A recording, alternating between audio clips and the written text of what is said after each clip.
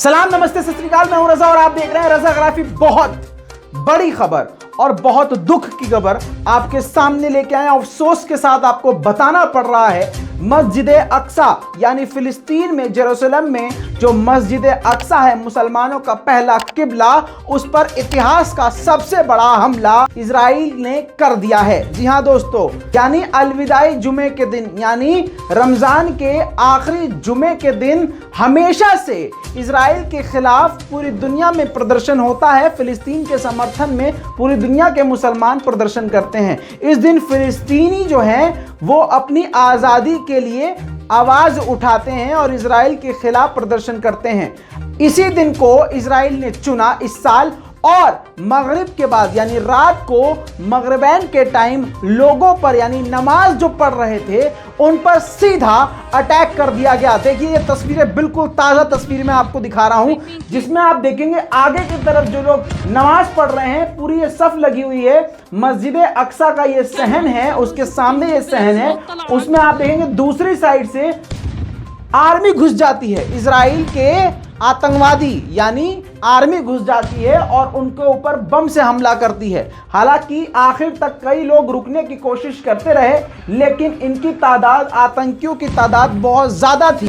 देखिए ये वीडियो कितना खौफनाक है। यानी इतनी हिम्मत हो गई है इजराइल की कि अंदर तक, मस्जिद अक्सा के इलाके में अंदर तक घुस चुका है।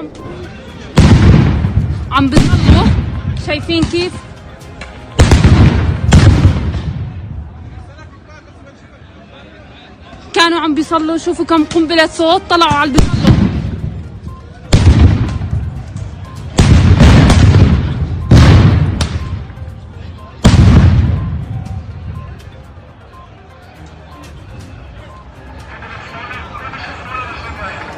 दोस्तों इतना ही नहीं, लोगों को घायल कर दिया, नमाजियों पर अटैक किया, बच्चे, बूढ़े, औरतों सब पर हमला किया, गोलियां चलाई, बम चलाए। ये सब मस्जिद अक्सा के अंदर किया। लेकिन अब ये वीडियो देखिए कि जब सबको भगा दिया, घायल कर दिया गया, मारा गया और इन्होंने जुल्म दिखा दिया, तो एक पुलिस वाला कुत्ता अंदर मस्जिद के खड़ा होकर सिगरेट पी रहा है।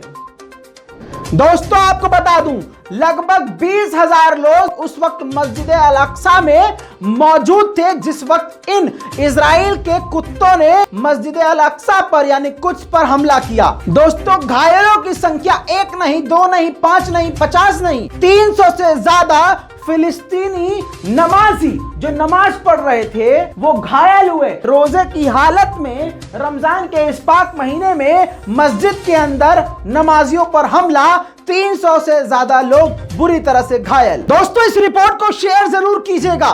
मस्जिद अल-अक्सा के अंदर ये कुत्ते घुस गए।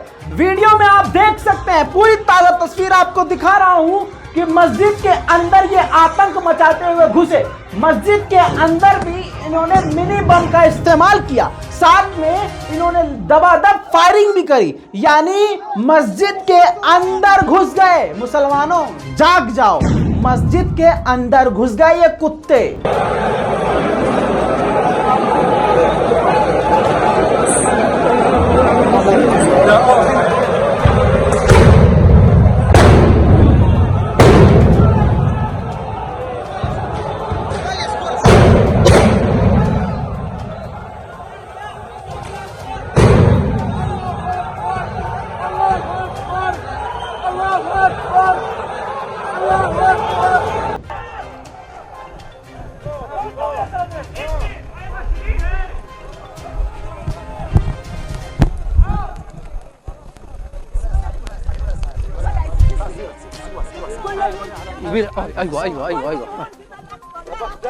दोस्तों इतना ही नहीं, एक तस्वीर आपको दिखाने वाला हूं जिस तस्वीर के जरिए आपको यह एहसास हो जाएगा कि मस्जिद अल-अक्सा में यह जो हमला हुआ है यह इतिहास का सबसे बड़ा हमला है।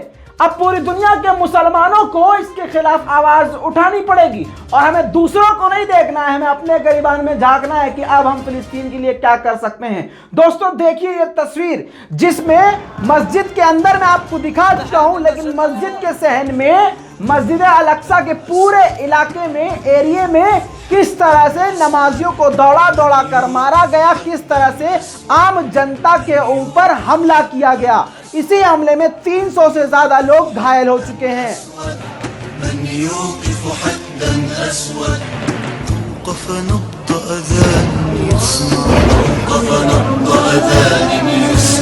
أعدم ذكرى شيخ يركع أعدم ذكرى شيخ يركع أوقف نبض أذان يسمع أوقف نبض أذان يسمع أعدم ذكرى شيخ يركع أعدم ذكرى شيخ يركع قتل عشرات العناصر من الأقصى.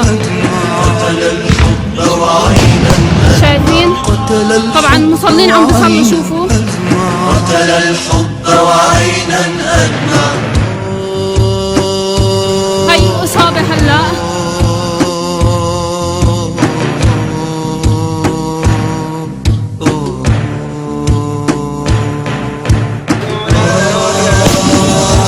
عم بيرموا الخنادر على المصلين.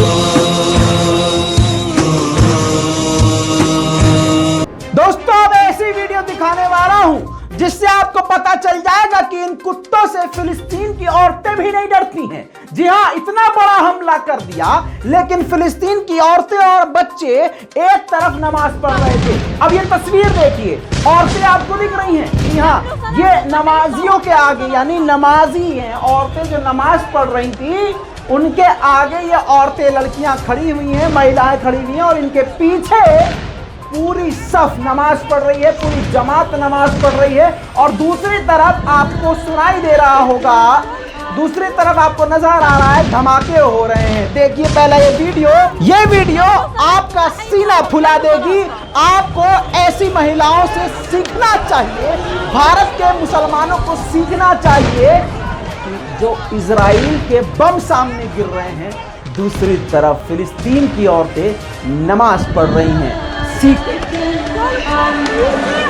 दोस्तों इसके बाद इराक के नेता तारिक अल हाशमी ने ट्वीट करते हुए और वीडियोस को शेयर करते हुए दुख जताया और कहा है कि इस दुख में हम फिलिस्तीन के साथ हैं। इस हमले के बाद फिलिस्तीनियों ने ऐलान कर दिया है कि अब आने वाली 28 तारीख को हम बहुत बड़ा प्रदर्शन करेंगे। सवाल ये पैदा होता है, भारत और पाकिस्तान के मुसलमान क्या इस 28 तारीख को उनके सपोर्ट में प्रदर्शन करेंगे? ऑनलाइन ही चाहे करें। इतना ही नहीं दोस्तों, जानकारी के मुताबिक इस पूरे हफ्ते फिलिस्तीनियों के घर छीने गए हैं, कत्ल किए गए हैं, कई लोगों को अरेस्ट किया गया है। इस हमले के बाद फिलिस्तीन के प्रेसिडेंट ने इमरजेंसी मीटिंग बुलाई और इसमें इन्होंने ये बात रखी कि यूएन इसमें दखल अंदाजी करे और यूएन हमारी मदद करे। हालांकि आपको पहले ही बता दूं कि यूएन पूरी तरह से फिलिस्तीन के साथ है और इजराइल के खिलाफ पहले से बयान दे चुका है। इस बारे में डिटेल रिपोर्ट आपको बहुत जल्द आज ही मिल जाएगी। चैनल के साथ जुड़े रहिएगा, सब्सक्राइब कर लीजिएगा चैनल ताकि आपको अपडेट मिल जाए। साथ में आपको बता दूं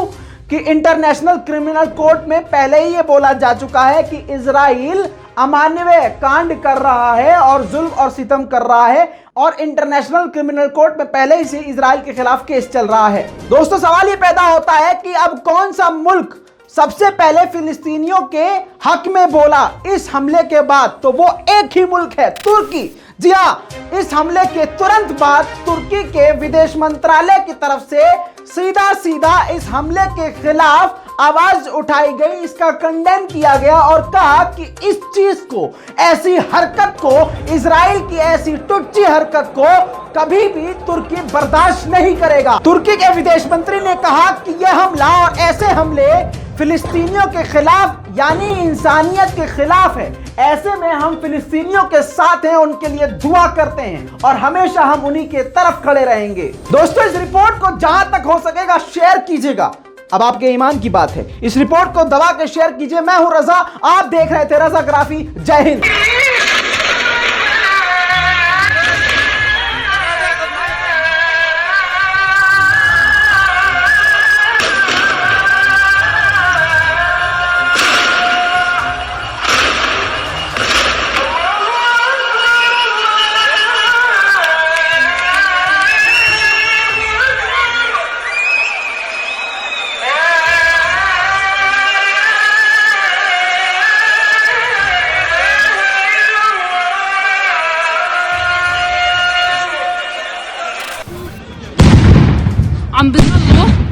شايفين كيف؟